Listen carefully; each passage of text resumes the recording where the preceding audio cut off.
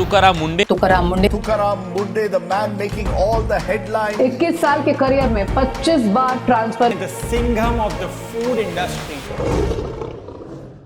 जब आप ये बड़े रेस्टोरेंट से लड़ते हो, क्या आपको थ्रेट्स आते हैं? क्या आपको डर नहीं लगता? डर लगने की कोई बात ही नहीं इसमें। दस में जॉब, और अपने जॉब से क्यों डरना। मुंबई का फेमस आइसक्रीम प्लेसेस के रुस्तम, उस पे आपने शायद से कुछ किया था। मुंबई के बहुत ही मशहूर आइसक्रीम पार्लर के रुस्तम का लाइसेंस सस्पेंड कर दिया गया। वहाँ के जो फूड हैंडलर्स थे, उनके धोए वाले कपड़े भी वहीं थे, चूहे भी वहाँ इधर उधर घूम रहे थे। मैं ऑफिसर्स के पैर के नीचे से एक भी नहीं, ऐसे मल्टीपल थे। Oh God.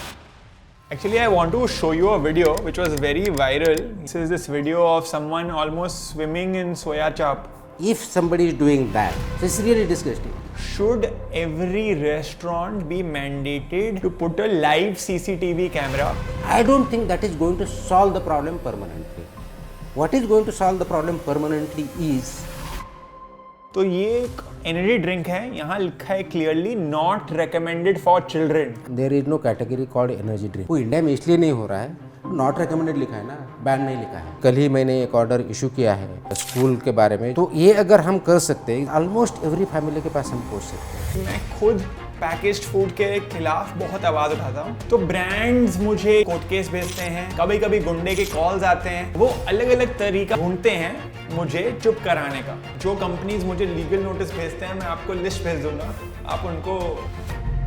So when you were a child, what was your dream? I come from a village. I come from a farming family. मैंने खुद फार्मिंग की है। माता पिता ने स्कूल में डाला था, मेरा कोई गोल नहीं था। हमें कुछ पता भी नहीं था कि ऐसी कुछ IAS ऐसी चीज़ होती है, मैं डॉक्टर ऑफिसर बनूंगा, मैं ये करूंगा। एब्सोल्युटली।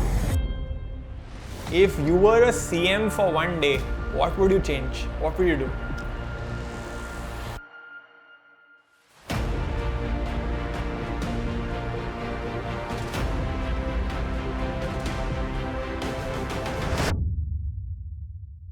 आज मेरे साथ आए हैं the Singham of the food industry. जो मैं पैकेज फूड इंडस्ट्री के साथ कर रहा हूं, ये सेम चीज ये इंसान कर रहे हैं with restaurants, street food vendors, hundreds and thousands of various companies, and I'm very very happy to speak to him today. Thank you so much for being here today. Thank you. तो आज हम बात करेंगे how can Indians really eat healthier, be more aware of all the adulterated food they are consuming. Milk, paneer, ghee, honey, इतना कुछ लोग खा रहे हैं जो वो डर रहे हैं अब। And of course we want to learn a lot about your life as well and what really inspires you to be so brave. Thank you for having me on this podcast. मेरी कोशिश इस podcast से है कि आपकी आवाज़ और लोगों तक पहुंचे। आपको महाराष्ट्र में बहुत लोग जानते हैं, मेरी कोशिश है कि आपको इंडिया के हर एक कोने में लोग जानें, और जो आप अच्छा काम कर रहे हैं महाराष्ट्र में, वो और लोग इंस्पिरेशन लें अलग अलग स्टेट्स में, और आपका काम और बढ़े। Thank you. मैं हर दिन न्यूज़पेपर खोलता हूँ और देखता हूँ कि कोई और रेस्टोरेंट का लाइसेंस सस्पेंड हो गया है। आपको ज्वाइन किए हुए आई थिंक ये पर्टिकुलर डिपार्टमेंट सिर्फ 2 महीना हुआ है, एंड 2 महीना में इतना ज़्यादा मैंने एक्शन देखा है जो शायद मैं उसके लास्ट कितने सालों तक नहीं देखा था। सो मुझे ये जानना है कि जब आप ये बड़े रेस्टोरेंट से लड़ते हो, अलग अलग जन से लड़ते हो, क्या आपको थ्रेट्स आते हैं? क्या आपको डर नहीं लगता? नहीं, ये डर लगने की कोई बात ही नहीं इसमें। 10 में जॉब, और अपने जॉब से क्यों डरना। हाँ। तो जो मेरा रोल है, कि मेरा रोल यही है कि सेफ फूड और safe drug I should ensure in Maharashtra. जो भी फूड प्रोड्यूस हो रहा है वो स्टैंडर्ड के हिसाब से हो रहा है। जो ड्रग मैन्युफैक्चर हो रहे हैं वो एफिकेसी से, क्वालिटी है, they are abiding by the law, वो प्रोसेस से हो रहे हैं। ये देखना मेरा काम ही है। So I am just trying to do my job and there is nothing to fear about it. You are right. So मैं आपको इसलिए पूछ रहा हूँ क्योंकि मैं खुद पैकेज्ड फूड के खिलाफ बहुत आवाज़ उठाता हूँ, ओपनली ब्रांड नेम दिखाता हूँ, लड़ता हूँ। मुझे जब मैं कोई ब्रांड के खिलाफ आवाज़ उठाता हूँ, तो ब्रांड्स मुझे या तो कोर्ट केस भेजते हैं, लॉयर लोग से धमकी भेजते हैं, कभी कभी गुंडे के कॉल्स आते हैं। मेरे ट्विटर का अकाउंट को उन्होंने हैक करा दिया, सस्पेंड करा दिया, पाम ऑयल बोर्ड्स मेरे अगेंस्ट एड्स चला रहे हैं। तो वो अलग अलग तरीका ढूंढते हैं मुझे चुप कराने का। तो मुझे जानना था कि ये सब कंपनीज जो हैं वो आपको भी कोशिश करते हैं कि आप आवाज़ ना उठाओ, वो क्या आपके पीछे भी कुछ प्रेशर मुझे डालते अभी हैं? तक तो कोई ऐसा किसी से प्रेशर नहीं आया। उसका रीज़न ये है कि I am a regulator and regulation, as a regulator मेरा जॉब है, मेरा रोल ये है कि जो इंडस्ट्री है वो फूड इंडस्ट्री हो या फार्मा और ड्रग इंडस्ट्री हो, I have to regulate as per the law और रूल्स अंदर है। जैसे कि फूड सेक्टर आप देखोगे तो फूड सेक्टर में food standards and safety are the issues we have to. और इंडिया में अब तक 22 तरह के स्टैंडर्ड्स रेगुलेशन फूड के बारे में डिक्लेयर हो चुके हैं। उसका इम्प्लीमेंटेशन करना as a food safety commissioner of the state is my responsibility. I am just trying to do that. तो ये करते समय किसी को दिक्कत होने की ज़रूरत नहीं। बस हमें ये ध्यान रखना पड़ता है कि whenever we take action, it is absolutely impartial, it is transparent, it is as per the law and we do that. तो इसीलिए किसी को ये एलिगेशन करने की ज़रूरत ही नहीं पड़नी चाहिए कि आप डिस्क्रिमिनेट कर रहे हो, गलत कर रहे हो। अगर किसी को ऐसा लगता है कि मेरे ऑफिसर ने, डिपार्टमेंट में कुछ गलत हुआ है, I have open door policy, they can come, they can raise their issue and I will respond to them. So उसे थ्रेटन करने की ज़रूरत नहीं, because we are just part of the law, we are implementing law. जो food business operator है या drugs है, manufacturers है, मेडिसिन मैन्युफैक्चरर्स है, they have to abide by the law. If they comply with the law, they have nothing to fear from me, and if they don't comply, they have everything to fear from me. मुझे आपका opinion जानना था। एक, how can India prevent this from happening? But before I get there, एक एक करके मुझे बात करना है। मिल्क किस फॉर एग्जांपल बात करते हैं। Can you tell me more about how this investigation happens with adulterated milk? आप कैसे पता करते हो कि, and can you tell me more about adulterated milk? हमने जो इसमें एक इन्वेस्टिगेशन किया लास्ट फ्यू डेज बैक, उसमें हमें पैरेलल सिंथेटिक और केमिकल मिल्क का प्रोडक्शन कैसा लाइन चलता है ये पता चला। जैसे कि इसमें 2 पैरेलल काम कर रहे थे।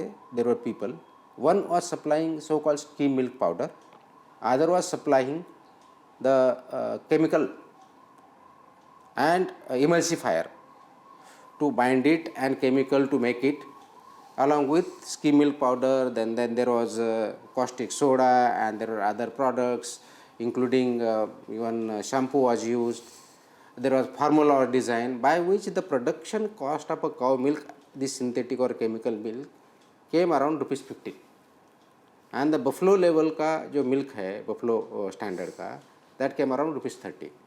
In the market, if you go, the milk of a cow is sold around, say, around 40 to 50 rupees. So economically, producing this chemical milk is cheaper, which is added to the normal milk, the quantity is increased and that is sold.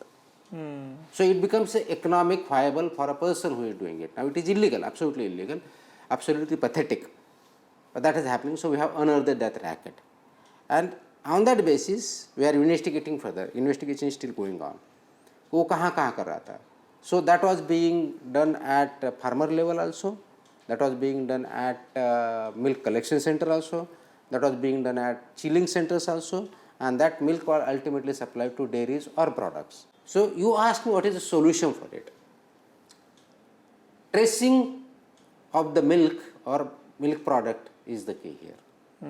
Unless we are able to trace even a single drop of milk where it is coming from, we will not be able to eliminate total adulteration of milk or milk products. So that is the key. Is it possible? It's absolutely possible. How it is possible? The simple way, in simple language, I'll tell you how it is possible. हमारे पास farmers है, farmer के पास milk काऊ या buffalo जो भी है, generally उसका average milk हमें पता है, जनरली बाय एंड लार्ज, थोड़ा इधर उधर होगा. At collection centers, milk collection center, they know who are the farmers. They know how many cows and buffaloes are there. As per the law, it is mandatory कि जहाँ भी collection center है उसका record रखा जाए, किससे ले रहे हो, कितना ले रहे हो. और रिजेक्ट अगर है तो रिजेक्ट करके एक रजिस्टर रख दो, ये मैंडेटरी है. वो started implementing Maharashtra, that is having effect, quality पे इफेक्ट हो रहा है उसका. अगर हमें ये डिजिटली पता चले कि हमारे महाराष्ट्र में एक गांव में इतने फार्मर है और उसका टेंटेटिव मिल्क कितना आएगा डेली, उससे ज़्यादा अगर आता है तो कुछ तो गड़बड़ है. और डिजिटली पता चले तो ये ट्रैकिंग चालू कर दिया. Amazing. That's as simple as this, but it gets as difficult as it is. Is it possible to identify animal? Absolutely. We have a concept in animal husbandry department called ear tagging of animal. And there is a NDLM portal, National Digital Livestock Mission portal, which is run by Animal Husbandry Department, Government of India. It's implemented because I have already worked in the secretary in that department, so I have implemented it. The animal tagging linked with procurement milk, if it is matched, the problem can be done away with. And we have to do it. If you do it, I think most of the adulteration can go away with, number one. And number two, those who are doing it, producing synthetic milk or chemical milk or adding this, they should be prosecuted under organized crime and economic offences provisions. That's where they will work. But इसका ही एक problem है, एक कि जब fine होता है बहुत सारे बड़े कंपनीज के साथ भी, वो फाइन लगाते हैं 10 लाख का, That's the maximum one. And 10 lakhs is the maximum. And for a company जो 100 करोड़ का रेवेन्यू कर रहे हैं, हजारों करोड़ का रेवेन्यू, वो 5-7 साल में एक बार उन्हें 10 लाख देना पड़े, उनके लिए कुछ भी नहीं 10 lakh is one thing, but if we are able to find out this is an organized crime, financial crime, and prosecute them, because life imprisonment is also there in the same section. है. So we should look at it holistically and work on this model. If there is a need of strengthening law can be strengthened. But I think this, we cannot just pick and choose. You have to work You're on a right. whole ecosystem, right from farmer to the consumer. That is an ecosystem. We have to sanctify that ecosystem, and we have to work on each of the element, each stage. 100% every stakeholder needs to work together. आपने बोला life imprisonment भी हो सकता है, विच I think ना अगर कुछ लोगों को होगा तभी वो एग्जाम्पल सेट होगा. Absolutely. जो कंपनीज मुझे लीगल नोटिस भेजते हैं, मैं आपको लिस्ट भेज दूंगा, आप उनको थोड़ा If they are not following or implementing the law, we will take action as per the law. Not because they are sending notices to you, but whether they are following the standards or not, that I like. No, I'm joking. I want to talk about advertisement. So, जब मैं बहुत सारे under privilege school सब में जाता हूँ, मैं देखता हूँ कि जो प्रिविलेज लोग हैं वो बॉलीवुड स्टार को उतना फॉलो नहीं कर रहे हैं, लेकिन जो जितना आप लोअर इनकम में जाओगे वो और बॉलीवुड स्टार लोग को, एक्टर लोग को, क्रिकेटर लोग को फॉलो कर रहे हैं. तो फॉर एग्जांपल जो पान मसाला होते हैं, पान मसाला में बड़े से बड़े बॉलीवुड एक्टर्स प्रमोट कर रहे हैं, इनफैक्ट कुछ क्रिकेटर्स भी प्रमोट कर रहे हैं. सो इसका कुछ किया जा सकता है कि how can we stop this from happening? Yes, we can. See, as I was saying, misleading advertisement is illegal, is unlawful. और वो जो प्रोडक्ट है वो अनलॉफुल तो ही है, ब्रांडिंग है वो भी अनलॉफुल है, लेकिन जो कर रहा है वो भी अनलॉफुल है. Those who are actually advertising it as an actor or actress or somebody, if they are doing advertising something which is misleading, is also illegal, that is punishable.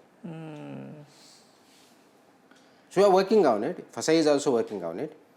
In the forthcoming days, you will definitely see some actions, those who are misleading. So it's not just about the company or the brand which are producing and misleading on the labor, but those who are trying to promote either by acting on whatever spoken words or written words or whatever are gestures, that is also illegal and lawful, and that is punishable as per the FSSAI Act itself. We need to really go after these actors also, because they are promoting all of these tobacco products and they don't use it themselves. They don't consume all this, but they're promoting all this. मैं underprivileged schools में बहुत health सिखाता हूँ. तो मैंने एक बार एक school में गया and मुझे एक बच्चा ने बोला कि वो रात को रोटी खाना बंद कर दिया है. उसके मदर ने रोटी देना बंद कर दिया है. मैंने पूछा क्यों? उसने बोला कि उसने एक आटा नूडल्स का ऐड देखा था और आटा नूडल्स के ऐड में लिखा था फाइबर ऑफ 3 रोटीज. तो उसकी मदर को लग रहा है कि चलो ये आटा नूडल्स टेस्टी भी है, फाइबर भी है, इसमें कन्वीनियंट भी है और उतना महंगा भी नहीं है. तो हर एक दिन, एक साल में हर एक दिन वो अपने बच्चे को ये आटा नूडल्स दे रही है. इमेजिन करिए, एक बार खाने में कोई प्रॉब्लम नहीं है, आपने भी बोला 80-20, 1-2 बार खाने में कोई प्रॉब्लम नहीं है, बट आप हर एक दिन 365 डेज ये खाओ, ऑफ कोर्स आपको शरीर को नुकसान होगा. एब्सोल्युटली. आप एडवर्टाइज में मत जाओ, लुक इनटू इंग्रेडिएंट्स. आप पढ़ सकते हो. अगर वो टीवी पे ऐड देख के कर रहे हो, तो उसमें एक्चुअल पैकेट में लिखा है, उसमें क्या है, कॉन्स्टिट्यूएंट्स पार्ट देखो, उसके इंग्रेडिएंट देखो, तभी that's why you take conscious decision and that's very very crucial. As a society as a whole we need to be conscious of this things कि हम जो कंज्यूम कर रहे हैं वो उसमें कंस्टिट्यूएंट्स क्या है. जस्ट डोंट गो बाय कि ये क्लियर है, ये टॉलर है, ये नींबू है, तो नींबू का परसेंटेज तो देखो कम से कम उसमें कितना है. होता ही नहीं है. एग्जैक्टली. सो इसमें जो बोला गया है, जो दिखाया गया है, तो उसमें लिखा है, please read it. It will require 2 minutes 3 minutes, not more than that. हमेशा बोलता हूँ, आप किसी को भी पूछता हूँ, आप जब कपड़े खरीद रहे हो तो कपड़े खरीदने के पहले लोग 1 घंटा लगाते हैं, ड्रेसिंग चेंजिंग रूम में, ट्रायल रूम में जाते हैं, कपड़ा बदलते हैं, साइज देखते हैं, फिट देखते हैं, कलर देखते हैं, एंड वो कपड़ा को वो साल में 20 बार पहनते हैं. लेकिन जो खाना अगर आप दिन में 2 बिस्किट खा रहे हो, आप साल में 750 बिस्किट्स खा रहे हो अबाउट. और तो जो आप 750 बिस्किट्स खा रहे हो उसको लेके आप 2 मिनट भी पैकेट चेक नहीं करते. वो भी तो आप देखो ना. और ये तो आपको एक बार बस देखना है. कपड़े में तो आपको हर एक बार देखना पड़ेगा, इसमें तो आपको एक बार देख लो और आप life set. So that is the culture what I am talking about. What priorities we should give, whether food or clothes. You need to give priority to both. But if you are consuming day in day out, which are using daily, उससे कितना importance हमने देना चाहिए और हम कितना देते हैं. It is actually criminal negligence, and this is a crime against yourself, nobody else. Your body, your mind. It affects your body. रोटी कपड़ा मकान में भी रोटी पहले आता है. तो पहले रोटी को देखो. फिर because we cannot live without it. So if you cannot live without it, can we not enhance, look at the quality standards? Can you just not read it? If you don't understand, can you not ask it? Can you not really research it? The reform must begin at your level. आप खाओगे और बच्चों को नहीं बोलोगे, it's not possible. So that's what you should start practicing, and it has to become a culture. जब तक ये कल्चर नहीं बनेगा ना, तब तक ये इंडिया आगे नहीं बढ़ेगा. इसीलिए मैं बोलता हूँ, जैसे कंपनीज में सीईओ होता है, सीएफओ होता है, chief financial officer, chief executive officer, वैसे ही हर एक घर में सीएचओ होना चाहिए, चीफ हेल्थ ऑफिसर. हर एक घर का एक इंचार्ज होना चाहिए जो सीख रहा है लेबल कैसे पढ़ते हैं, फ्रेश खाना कैसे खरीदते हैं, अपने घर में इंश्योर करना कि माँ बाप, पेरेंट्स, ग्रैंड पेरेंट्स सब हेल्थ हो. मुझे लगता है कि एक की जरूरत नहीं है. Every person has to be health officer of himself और herself. Agreed. What it means is basically be aware of what you are consuming. वो जस्ट पढ़ना है, देखना है कि ये मुझे ज़रूरी है क्या. बहुत से टाइम ऐसा होता है कि हमें ज़रूरी नहीं होता है, फिर भी हम खाते हैं पीते हैं. तो first thing, does your body need it? That is the question we must ask. तो ये एक एनर्जी ड्रिंक है, यहाँ लिखा है clearly not recommended for children. Absolutely लिखा है यहाँ नॉट रिकमेंडेड फॉर चिल्ड्रन, लेकिन सबसे ज़्यादा बच्चे ही पी रहे हैं. एंड ये एक बहुत सैड चीज़ है, और इन्हें भी पता है कि इनका मार्केट बच्चे से चलता है, तो अपने एड्स में भी ये इनडायरेक्टली दिखाते हैं, कूल वे में दिखाते हैं ताकि बच्चे ल्योर हों. एंड ये एक बहुत सैड चीज़ है. और जब मैं बात करता हूँ ये कंपनीज के बारे में, ये मुझे लीगल नोटिस, कोर्ट केस भेज देते हैं कि क्या कर रहा है, तो मैं तो सही बोल रहा हूँ. सो ये क्या करें कि पैकेट में ही लिखा है नॉट रिकमेंडेड फॉर चिल्ड्रन और बच्चे पी रहे हैं. I mean, I can understand if you are doing it. They should not do it, but legally they are right in the sense that उसमें लिखा है, तो those who are purchasing should look into it. But as a parent, अगर इसमें लिखा है and there is reason behind it, it has been told them that write this. It is legally binding and that's why they are writing. The company is writing, ABO is writing. जब ये लिखा गया है, ये statutory warning है purchaser के लिए, why don't parents abide by? Why don't children abide by? अब now parents and children are not 24/7 with each other. So बच्चा कोई ट्यूशन में गया है, इधर गया है, तो See, उन्हें I am cool. also father. I have 2 kids, a son and a daughter. My sons and daughter don't drink this because we don't drink, and we tell them why we should not. Unless you explain in proper simple terms and if you follow it, हमारे घर में आपको कभी भी cold drink नहीं मिलेगा, नहीं मिलेगा. तो वो आदत ही नहीं है. तो ये अगर जो नॉट रिकमेंडेड फॉर चिल्ड्रन है, तो आप भी मत पियो ना. आपके लिए भी वैसे जरूरी नहीं है आपको शुगरी ड्रिंक्स पी. As a parent also You don't require it. बच्चे eventually are copying their parents. So अगर पेरेंट्स कोल्ड ड्रिंक पी रहे हैं और बच्चे को बोल रहे हैं आप मत पियो, तो वो तो ऑब्वियसली पेरेंट्स बच्चे So करेंगे. that has to become a culture. हाँ. So हम जब बहुत सी बातें करते हैं कि वेस्टर्न में ऐसा होता है, तो वेस्टर्न कंट्रीज में जहाँ ये वार्निंग होती है, ऑलमोस्ट 100% ये इंश्योर होता है कि दैट इज अबाइडेड बाय. सो हम वेस्टर्न कंट्रीज का बात कर रहे थे. सो मैंने गया था फ्रांस. तो फ्रांस में फेमस चॉकलेट्स में भी ABCDE रैंकिंग है और ये पर्टिकुलर चॉकलेट E रेटिंग है. सो वो काफ़ी हेल्प करता है लोगों को डिसाइड करने में. लाइक इंडिया में बहुत लोग मुझे बोलते हैं उन्हें लगता है कि ये बिस्किट हेल्दी है, लेकिन एक्चुअली में वो हेल्दी नहीं है. लेकिन यहाँ पर फ्रांस में क्लियरली लिखा रहता है ABCDE. और कुछ अगर हेल्दी होगा, फ्रूट होगा, वहाँ लिखा रहेगा A. अगर कुछ थोड़ा हेल्दी है लेकिन ज़्यादा हेल्दी नहीं है तो B या C रहेगा. सो ऐसा सिस्टम इंडिया में क्यों नहीं आ सकता है, या हम क्या कर सकते हैं इंडिया में लाने के लिए? So at authority level, food safety and standards authority of India level पे, there is a lot of deliberation happening on this. And I am also part of it, being a commissioner, state food safety commissioner. There is a central advisory committee. We discuss these things. And then there is a scientific committee that looks into it. What should be done, what should be not done, what should be the regulations coming. So it's an evolving process. I'm sure this is also being considered. Actually, citizen awareness, parents awareness, children awareness about food stuff, drinks, whatever we would eat is much, much, much more needed. India में एक और issue है कि हर एक packaged food का ingredient list, nutrition label English में होता है, लेकिन only 15 to 20% of Indians know how to read English. So what about the remaining 80% of Indians? So उनका क्या, जो इतना पढ़ नहीं सकते. एंड फिर ये सब केमिकल नेम्स काफ़ी कॉम्प्लिकेटेड होते हैं. ऐसा नहीं है कि आप लेबल पढ़ो तभी भी आपको समझ में आएगा, पढ़ो तभी भी आपको शायद से समझ में नहीं आएगा. So in my opinion, yes, of course, citizens have to do more, but even regulation needs to catch up. Absolutely. All these issues what you have pointed out are definitely a part of game wherein these are being considered. Actually, there is an issue which was before the Supreme Court. This is about front packaging, what font it should be. Supreme Court had given directions to the government. There is a legislation, there is a front of the pack branding is there. That's in under active consideration, and I think in coming few days it will be made into the law and regulation, so that this ingredient will have to be printed in front of the product. So that is under active consideration, and FSI and Supreme Court and Parliament are seized of the matter.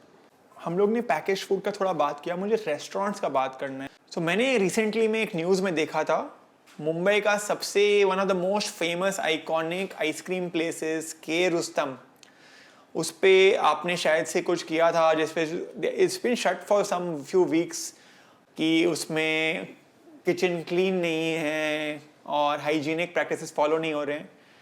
सो ऐसा इतना iconic place जो I think 1953 में शुरू हुआ था, 75 years approximately से है यहाँ पर. How can such a famous institution also be giving unhygienic food? Do you have any thoughts? The standards were not being implemented there. It's just not about hygiene. Hygiene is being highlighted much more. That's necessary, but that is not just only or the most important part. तो वहाँ पे all the processes, most of the processes were not being followed. Inspection was done. The non-compliance was there. That's why we took action as per the law. Now, after that there are a lot of discussion on social media, during media, and there are a lot of discussion, oh, how can it be acted against, oh, I have been eating, for generation we have been going there, but we have not found anything. The question is, do you really ask and look into it? वो test के basis पे लोग जज कर रहे हैं, वही problem है, लोग खाली टेस्ट पे, लेकिन वो कंस्टिट्यूएंट्स का उसमें क्या, किससे बन रहा है, कैसे बन रहा है, हाइजीन है क्या नहीं है. तो वो उसमें तो बिल्कुल वहाँ के जो फूड हैंडलर्स थे उनके धोए वाले कपड़े भी वहीं थे, चूहे भी वहाँ इधर उधर घूम रहे थे. एक्चुअली देवर, मैं ऑफिसर्स के पैर के नीचे से एक भी नहीं, ऐसे मल्टीपल थे. Oh God. उसी पे दौड़े कपड़े, वहीं पे सुखा रहे हैं, वहाँ पे ही बना रहे हैं, वही आपको खिला रहे हैं. अगर ऐसा है, how come we have such? It means it shows regulatory implementation or not proper. We lacked it. It means compliance was lacking, and it means citizens were also not aware or not sensitive. All the three failed. So more so from my side and FBO side, both of us failed the people. Now we are trying to implement and improve upon that as a regulator. FBO is also responding. It's not FBO has also started responding. It may require some time, but they are also started responding, because once they know that this will not be tolerated, of course they will change. So to take it to higher level, people also start demanding, tell me what standards you are using, what raw materials you are using, are you using sanitary measures or not, are your food handlers trained, is there a supervisor for every what we call technical officer for every 25 food handlers, is there a health checkup done, are they, whether if you look at having gloves, whether head nets, head gears, whatever. These are small things you can start asking. Yeah. And you can see the change automatically. So at least whatever is obvious, start asking. What is not obvious, a regulator will do it. That's what we should go ahead. Actually, I want to show you a video which was very viral yesterday and today. This is this video of someone almost swimming in soya chop. And this is how they are leveling the soya chop. I don't know what they're doing, but they're essentially bathing in this very disgusting video. It's going extremely viral. All news channels have posted about it. The issue is, if somebody is doing that, by any stretch of imagination, you cannot accept it, either as a regulator or a FBO or a consumer also. So it's really disgusting. The issue is, whoever is in FBO, they have to follow standards. Yeah. In this particular case, what do you think it should be like? Should a repeat offender, someone who is doing this continuously, should they lose their license? Should they be giving a fine? How should it work? Repeat offenders, it leads to suspension and ultimately the cancellation of the license. There is a provision.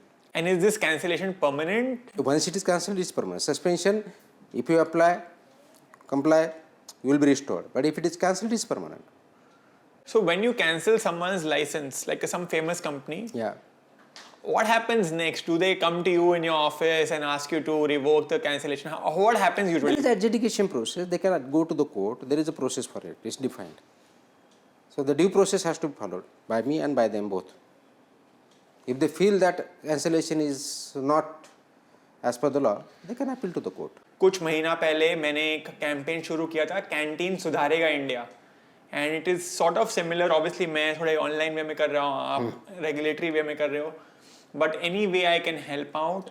मुझे parents हमेशा बोलते हैं कि वो अपने बच्चे को घर पे सब दाल रोटी सब्जी देते हैं, फिर वो स्कूल में जाता है और स्कूल में जंक खाना सीखता है. हर एक स्कूल में बर्थडे पार्टी होता है तो वो लोग क्या देते हैं? चिप्स, चॉकलेट, यही सब देते हैं. Deep fried items are not allowed in the premises of school. But how many schools are actually following this? That's what we have issuing order and will ensure that कि ये school department और हम मिलके कर रहे हैं. लेकिन ये इतना effective होगा तब all participant, parents particularly participate किए. पेरेंट्स अगर बच्चों को बोलते हैं कि यहाँ नहीं खाना है और स्कूल वो इम्प्लीमेंट करते हैं कि वो आइटम ही प्रीमाइस या कैंटीन में ना हो, तो खाने की ना ज़रूरत पड़ेगी ना डिमांड होगी. तो सप्लाई मत करो, डिमांड मत करो. I mean it works both way, supply and demand.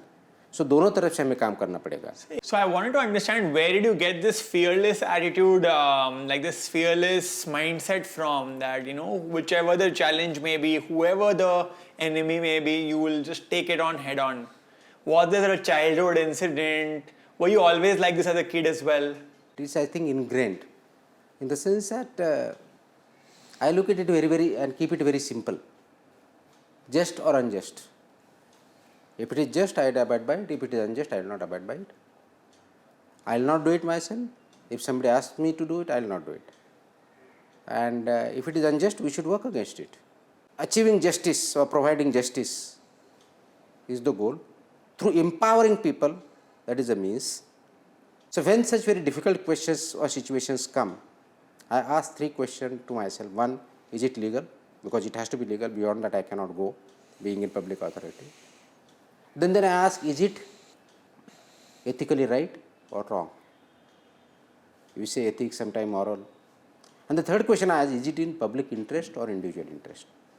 And if the answer of the second two questions, one of the question is, yes, it is ethically correct or is in public interest, along with legal correct, I go for it. So this is a small philosophy which I have developed for myself. Whenever in difficult questions, situation, I pose this question to me, and that gives me answer. Further, I ask a question: if I cannot do this, who else can? If I cannot do or prevent food adulteration, substandard food, unsafe food as a food safety commissioner, who else can?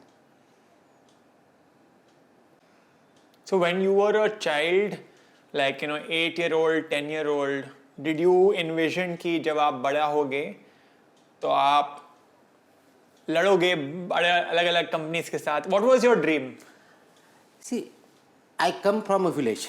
I come from a farming family. मैंने खुद farming की है child में. Till 10th standard I was in my, मेरे गांव में था. 10वीं तक, मतलब 10वीं में मैं तत्काल उस टाइम का औरंगाबाद अभी का संभाजी नगर वहाँ गया. मैं बीड़ जिले में से एक छोटे से ताड़सोना गाँव से आता हूँ. तो उस टाइम जब माता पिता ने स्कूल में डाला तो उसका कोई गोल नहीं था, मेरा कोई गोल नहीं था. माता पिता ने स्कूल में एनरोल किया इसलिए मैं जा रहा था. तो उस टाइम ऐसा कोई गोल या हमें कुछ पता भी नहीं था कि ऐसी कुछ IAS ऐसी चीज़ होती है, मैं डॉक्टर ऑफिसर बनूंगा, मैं ये करूँगा, एब्सोल्युटली नहीं था. रूटीनली वट एवर लाइफ के उसी हिसाब से जा रहा था. बट इतना एक था कि हमारे पेरेंट्स ने हमें जो वैल्यूज़ दिए हैं कि बी ऑनेस्ट, ट्रूथफुल होना चाहिए, एथिकली राइट होना चाहिए. This values come from my family. They come from my parents, my brother, the whole family. वो value system matters. So ultimately what you represent is your true value, what you practice. तो वो तो practice हमें childhood से ही हम कर रहे हैं. तो उसके लिए मुझे अलग सा कोई सोचने की ज़रूरत नहीं पड़ी. इट इज़ अ कल्चर कि हमें सही करना है, अच्छा करना है. और जब पब्लिक सर्विस में आया, IAS बना, तो फिर ये डिसाइड किया है कि because a public I am a public servant, I have more responsibility as a public servant. और जब मुझे रिस्पॉन्सिबिलिटी जाता है तो I have behaved much more responsibly, and I owe to society and public at large that I have to deliver the result what I am expected of. So then I started it looking not as a job but as a role. So I have been trying to perform my role to the best possible extent. So I may fail, I may succeed, that is for everybody to judge, including myself. But if you really understand, appreciate the role you are in and the role, expected role you are of yours, I think each one of us can do much better than what we are doing today. Makes sense. One more question. आप बहुत बार you are compared to the movie Nayak. I don't know if you know. So I have a question. If you were a CM for one day, what would you change? What would you do? I would never like to be CM for a day, or for that matter any position. Because real and real life are different. They are not the same. I don't say that they are not actually cannot match. There will be incidents where they will match. But real is meant to be fun or inspiring or maybe learning. Real life is much more different, maybe easier, much difficult, much complex. So I don't think it's a question of one day. It's a question of whatever role we are performing, what should we do? Whether it's for 1 hour, 1 day, 1 year, 5 years, 10 years. Here I am there, for whatever time I am there, I'll try to do what I'm expected of as a public servant. So here my position, say FDA commissioner, is to ensure safe food and safe drugs for the people. If I am able to achieve that, I will be happy. So every role I look at from that point of view. Makes sense. So मैंने एक sugar board movement शुरू किया था. I don't know आपने देखा है या नहीं. एक बेसिकली एक सिंपल सा चार्ट था जिसमें कितना शुगर है and various soft drinks. And ये ऑनलाइन भी वीडियो बहुत वायरल हुआ, 25-30 million views. And more than that CBSE and ICSE ने इसे हर एक स्कूल में मैंडेटरी किया था। तो आपसे 2 सवाल है, एक कि CBSE और ICSE ने मैंडेटरी तो कर दिया लेकिन कुछ स्कूल इसे इन्फोर्स नहीं कर रहे हैं। तो एक, how can we improve enforcement of a movement like sugar board? Second, how can we get this sugar board not only in schools but also in colleges, in offices and other workplaces? क्योंकि ये sugar वाला problem सिर्फ बच्चों को नहीं है, adults को भी है। लोग 40, 45, 50 जो भी एज ग्रुप में हैं वो भी बहुत ज़्यादा शुगर खा रहे हैं। तो how can we help with this? उसकी responsibility head of the school है, हेड मास्टर या प्रिंसिपल जो भी बोलो उनकी है। उनके हेल्प के लिए पेरेंट्स ने उसमें पार्टिसिपेट करना है और FDA है। तो ये महाराष्ट्र में हम कर रहे हैं। वहाँ जो बोर्ड रहेंगे कि वहाँ पे सुपरवाइजर रहेगा, ये फूड का कंस्टिट्यूएंट क्या है देखा जाएगा, और जो HFSS फूड बोलते हैं, high fat, trans fats, sugar, ये फूड आइटम्स वहाँ अलाउड नहीं है within the 50 meters premises of the school. तो वो स्ट्रिक्टली इम्प्लीमेंटेशन होगा तो उससे ये प्रॉब्लम काफ़ी हद तक सॉल्व हो जाएगा। और ये नॉर्मल पीपल के लिए अगेन, तो वो जो कॉन्स्टिट्यूएंट्स है वो पढ़ के, हमें ज़रूरत है नीड बेस्ड हम खा रहे या जस्ट खाना है इसलिए खा रहे या हमें मिल रहा है इसलिए खा रहे, इस पे हमें ध्यान देना पड़ेगा। As citizens we need to eat food which is needed. One last question for you. Is there any one message which, suppose people are watching this from all over India, some people may be watching it from outside of India as well. So what is that one last key takeaway you want every Indian to know? I think everybody must remember that you are responsible for yourself. So we should not shift our responsibility to somebody else. So eat healthy, eat right, be fit, and seize the moment of human life by living healthy life and making best of it. Thank you so much. Thank It was great having you. Thank And you. I'm sure your words will really inspire hundreds and millions of people. Thank you. हमें India में तुकाराम मुंडे जैसे honest food officers सिर्फ महाराष्ट्र में नहीं, हर एक state में हमें ऐसे ऑनेस्ट ऑफिसर्स चाहिए। लेकिन ये तभी पॉसिबल है अगर बच्चों को सही रोल मॉडल्स मिले। बचपन में जब किसी से पूछा जाता है कि आपका रोल मॉडल कौन है, आंसर यूजुअली होता है कोई बॉलीवुड एक्टर या क्रिकेटर। लेकिन सबसे बड़ी आयरनी है कि यही सेलिब्रिटीज पान मसाला और ऑनलाइन गैम्बलिंग भी प्रमोट करते हैं। सब लोग तुकाराम मुंडे जी को सिंघम से कंपेयर करते हैं, लेकिन जो एक्टर मूवी में सिंघम को प्ले करते हैं वो खुद पान मसाला बेचते हैं। एक बहुत अच्छी लाइन है, show me the role models that the youth of your country looks up to and I will tell you the future of your country. अगर हमें इंडिया का फ्यूचर बदलना है तो सबसे पहले हमें अपने रोल मॉडल्स बदलने होंगे। सब बच्चों को बड़े होकर सिर्फ एक्टर बनना है, लेकिन कितने बच्चों को फूड सेफ्टी ऑफिसर बनना है, कितने बच्चों को बड़े होकर तुकाराम मुंडे बनना है। Imagine an India where lakhs and crores of kids want to grow up to become a food label expert or a food safety officer. जब मैं शुरू किया था अपना जर्नी एज फूड फार्मर और मैं ये बड़े कंपनी से अकेला लड़ रहा था, कोर्ट केसेस मिल रहे थे, मेरे पास भी रोल मॉडल्स नहीं थे। मैंने खुद अपना पाथ क्रिएट किया है। लोग मुझे बोले थे फूड माफिया के खिलाफ मैं अकेला सरवाइव नहीं कर पाऊंगा, और अब तुकाराम मुंडे जी को भी लोग सेम चीज कह रहे हैं। लेकिन हम ऑनेस्ट फूड वॉरियर्स तभी सरवाइव कर सकते हैं जब आप लोग हमें सपोर्ट करेंगे, जैसे आप बॉलीवुड एक्टर्स और क्रिकेटर्स को सपोर्ट करते हैं। इमेजिन करिए अगर इंडिया में हम ऑनेस्ट लोगों को सही तरीके से सपोर्ट करें तो इंडिया सिर्फ इम्प्रूव नहीं, इंडिया जेन्युइनली ट्रांसफॉर्म हो जाएगा। जैसे आप मूवी ट्रेलर्स, IPL क्लिप्स और कॉमेडी शोज को millions and millions and millions views देते हैं, वैसे ही ये वीडियो को भी शेयर कीजिए और वायरल कीजिए। लेबल पढ़ेगा इंडिया, सही सवाल पूछेगा इंडिया, अपना काम ऑनेस्टली करेगा इंडिया, और तभी स्वस्थ बनेगा India. Let's make India healthy again.